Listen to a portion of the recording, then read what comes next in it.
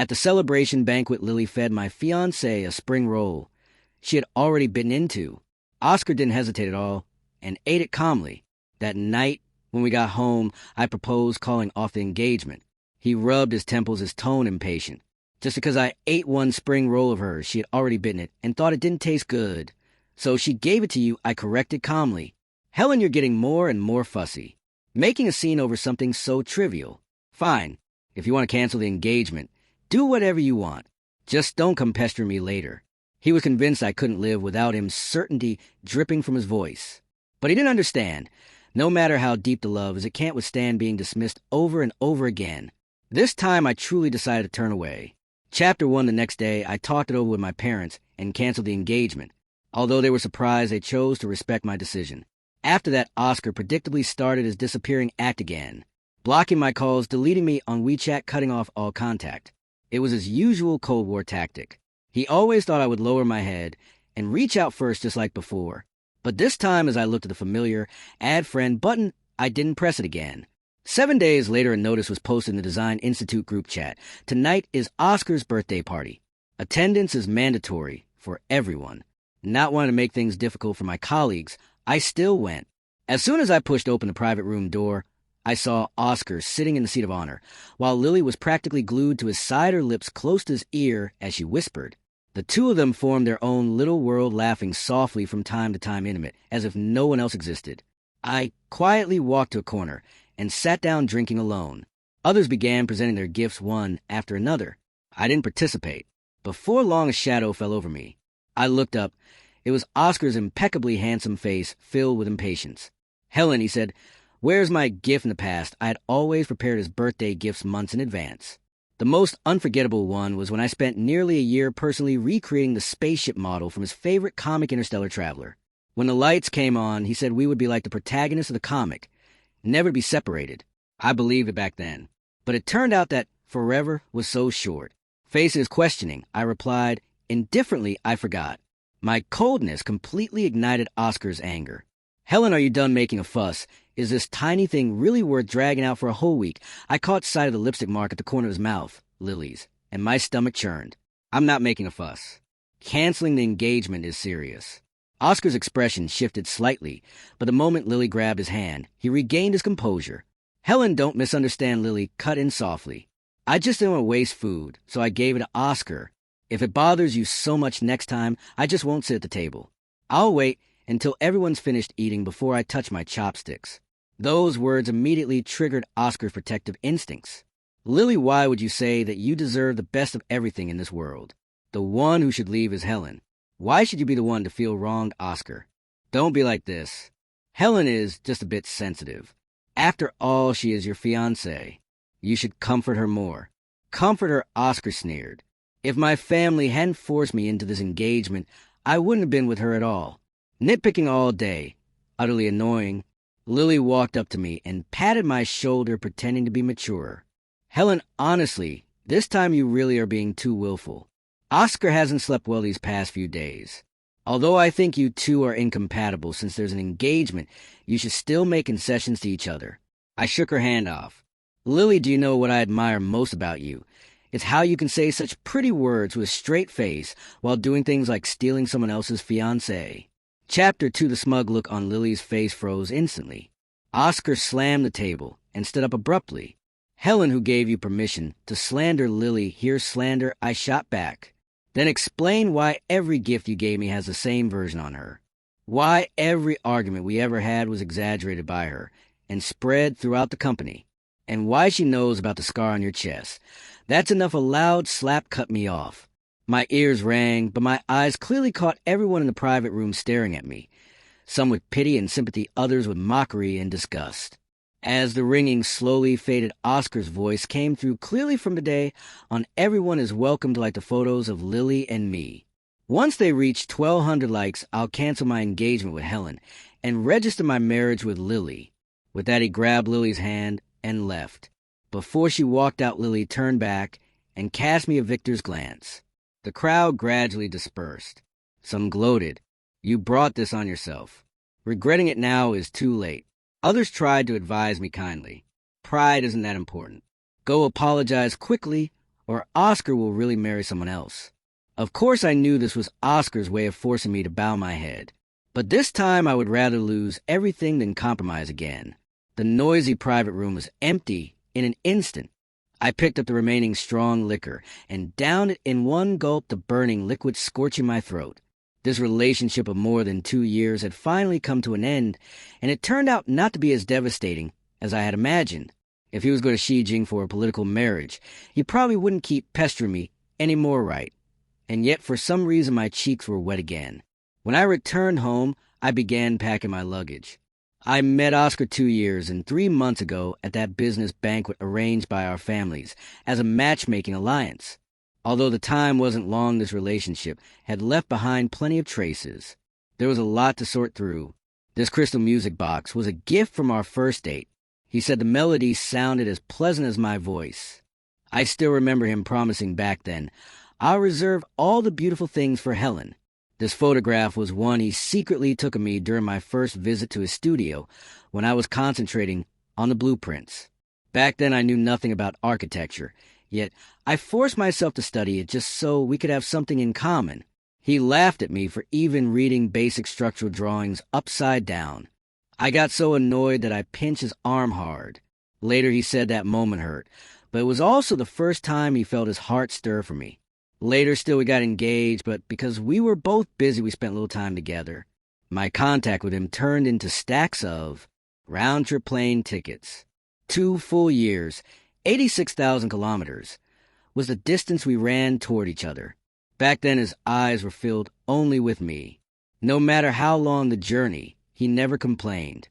My fingers brushed against the velvet box. Inside were the matching couple watches we had customized together. For him, I had given up a job opportunity at the Xi Jinping headquarters and come alone to this coastal city. On the very day I arrived, he took me to have these watches made. I still remember what he said as he put the watch on my wrist. "Helen, once you put on this watch, you're tied to me for life. Don't even think about leaving." Who would have thought that in the end the one to let go first would be him? When Lily came to interview at the Design Institute, her performance was mediocre. At first, Oscar wasn't particularly attentive to her either, and I didn't take this ordinary applicant seriously. For reasons unknown to me, she was eventually specially recruited and rose step by step, from a nobody on the sidelines to Oscar's project manager. The first time I sensed something was wrong was when I discovered that the supposedly one-of-kind couple watch was actually on Lily's wrist. At first, when faced with my questioning, Oscar would still explain patiently and try to coax me. But gradually all that was left was his impatience. Chapter 3, my repeated concessions and attempt to please him only made his favoritism toward Lily increasingly blatant. At Design Institute dinners, only dishes Lily liked were ordered. She only needed to be in the office 2 days a week. The rest of the time, she accompanied Oscar on trips and outings. All of her project work eventually ended up on my desk. Oscar mentioned her more and more often. What began as unconscious praise gradually turned into comparisons between me and her, criticizing me for being less considerate, less understanding than she was. Until that afternoon tea. Oscar praised the milk tea he ordered, saying it tasted great. Lily naturally said she wanted to try it. Without a second thought, he handed her the cup. She drank a large mouthful through the straw he had just used. What chilled me even more was that when he took the cup back, he continued drinking from it, right over the lipstick mark she had left behind.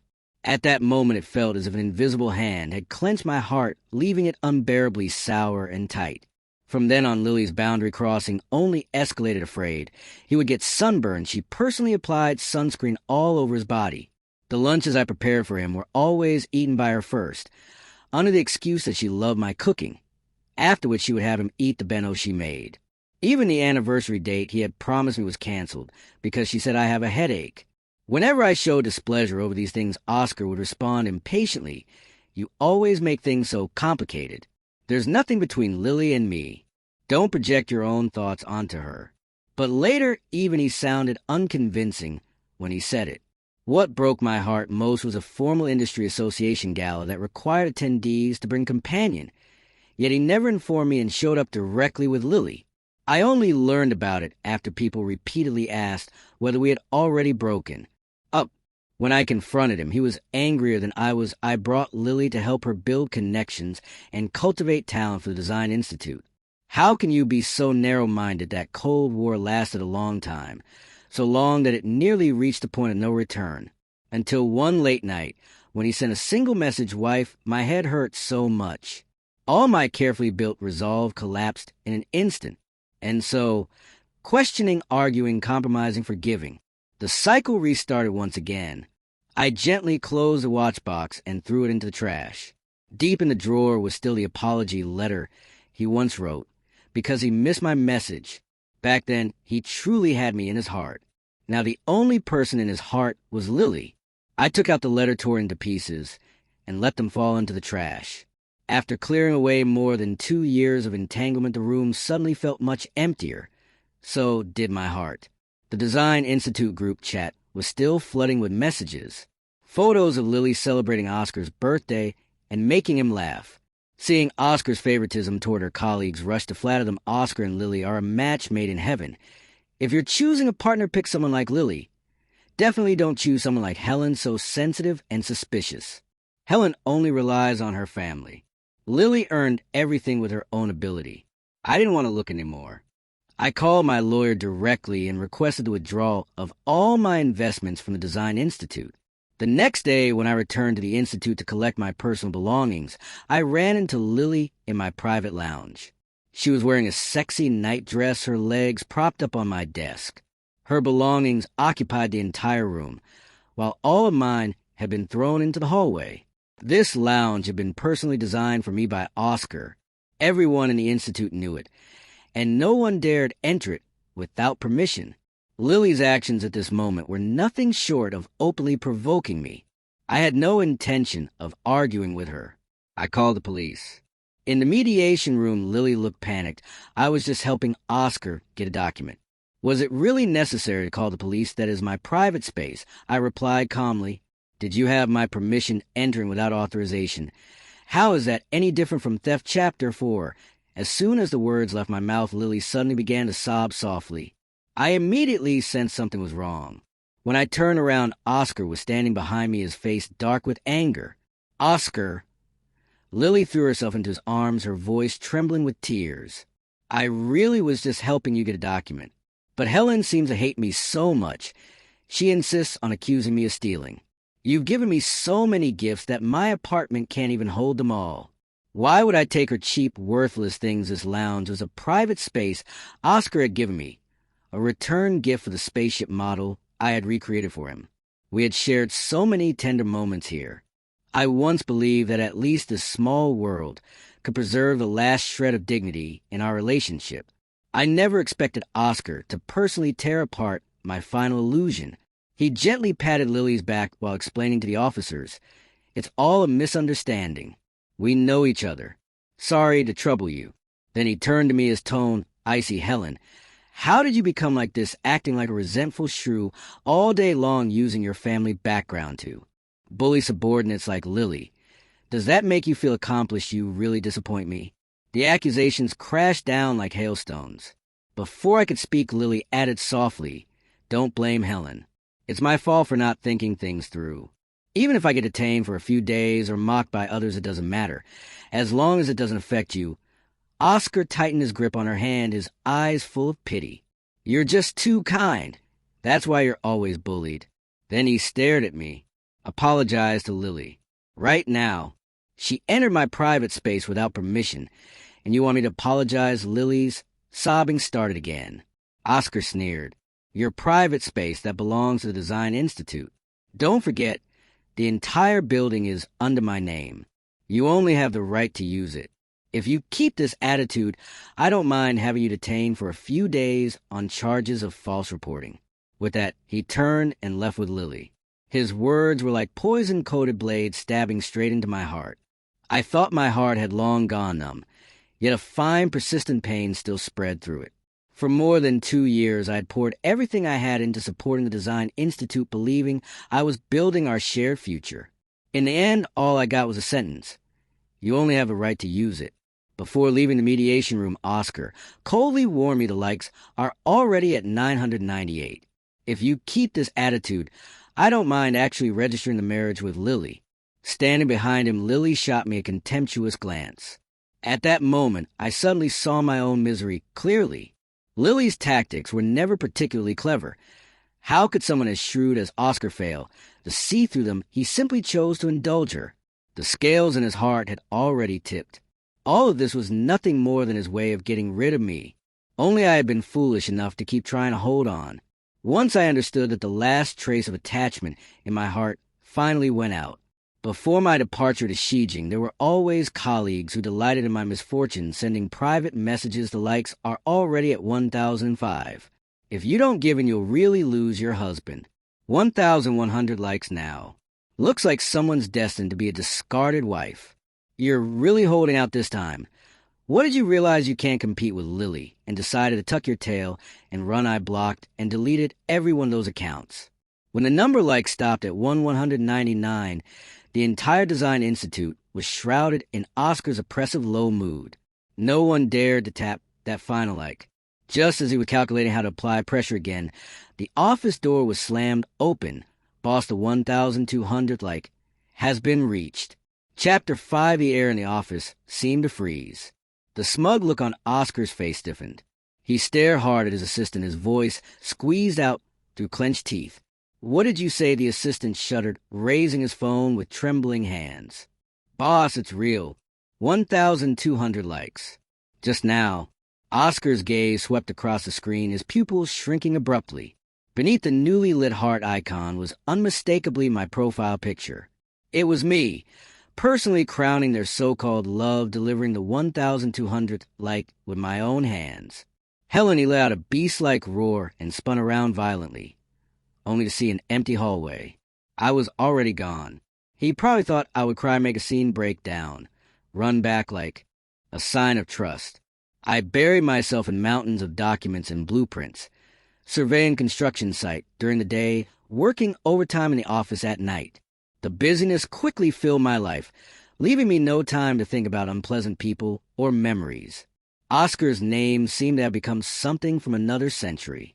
But clearly he had no intention of letting things end there. On the third day after I returned to Shijing, he began calling me obsessively. At first I hung up directly.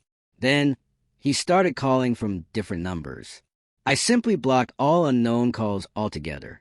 When calls no longer worked, he switched to bombarding me with text messages and every social media platform he could think of. Where the hell are you? Answer phone right now, pulling an investment. Who gave you the nerve? Do you have any idea how much damage you caused? I order you to stop this stupidity immediately and put the money back. His tone was as arrogant as ever, full of commands and unquestionable dominance. He seemed utterly unaware that we no longer had any relationship, that he no longer had any right to boss me around. I ignored him completely. A few days later, the tone of his messages suddenly changed. Helen, can we talk? I'm begging you. I know I was wrong. I shouldn't have said those things. I shouldn't have hit you. Come back. I'll cut things off with Lily completely. Let's go back to how we were. Okay, I still have the blueprints for the spaceship model. You said we'd be like the protagonists, together forever. Reading these belated cheap apologies, I felt nothing but irony. If he had said these things a few months earlier, I might have been moved to tears. But now my heart had already gone cold, frozen by that slap sealed by those 1,200 likes. Just as I was about to block his number, completely a new message popped up. It was from Lily. Helen, it's me. Could you please let Oscar go, let the Design Institute go? He hasn't slept for days because of you. He looks completely worn down. Even if there were misunderstandings between you two, you shouldn't take revenge in such an extreme way. What you're destroying isn't just his life's work. It's the hope of hundreds of families. I'm begging you, please show some mercy. Reading this familiar, fake, innocent manipulator speech made my stomach churn. I finally replied, for the first time, not to Oscar, to her. Tell Oscar this for me. I was the one who lifted him up to the skies, and I can just as easily smash him back into the mud. He'd better prepare himself for bankruptcy and liquidation. As for you, may you and your Oscar stay together forever. In hell. Chapter 7, my reply, clearly enraged him completely. Lily never replied again, but Oscar's calls came one after another like death warrants. I decisively dragged all his contact information into my blacklist. The world finally became quiet. I thought this farce would end there. I didn't expect that just 2 days later Oscar would actually chase me all the way to Shijing. That day, I was on the construction site, holding an on-site meeting with the contractors, when my assistant suddenly ran over in a panic and whispered in my ear, "Helen, Oscar is here. He's outside and says he has to see you no matter what." I frowned and looked up. Not far away, Oscar was leaning against a rented car. He was wearing a wrinkled suit. His hair was disheveled stubble had grown along his jaw, dark circles weighed heavily under his eyes. He looked utterly,